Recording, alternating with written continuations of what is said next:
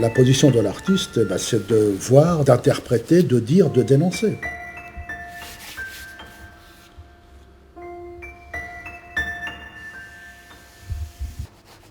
Je peins, je sculpte, j'écris, j'ai une grande curiosité.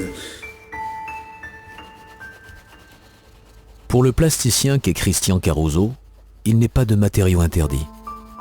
À côté de son travail d'artiste, de créateur et de restaurateur d'œuvres d'art, il a toujours fait œuvre de plume. Il faut dire que les mots sont une matière plastique par excellence. Ils disent et donnent à voir, laissant dans leurs interstices la place du regard des autres, l'espace de leur imagination propre.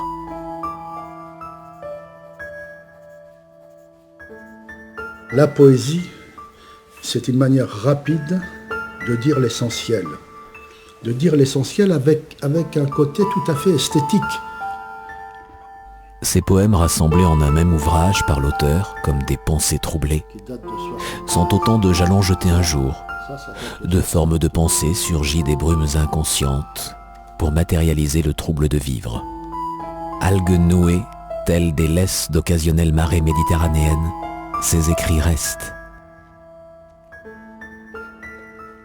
J'aime les mots, j'essaye de les réinventer, j'essaye de les assembler.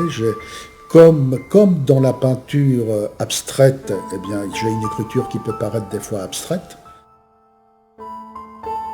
On parle très souvent de l'écriture lorsqu'il s'agit de la peinture. On dit il a une écriture, ce qui prouve que la peinture, enfin les arts plastiques, sont liés d'une manière très étroite avec l'écrit.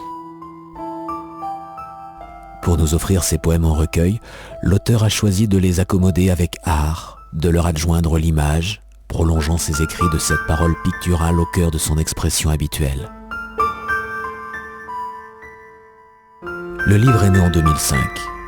8 ans après, l'ouvrage rebondit, remis sur le métier par l'artiste qui s'empare du mouvement et du son pour traduire ses élans poétiques. Les textes se font entendre et les œuvres picturales renaissent sous nos yeux.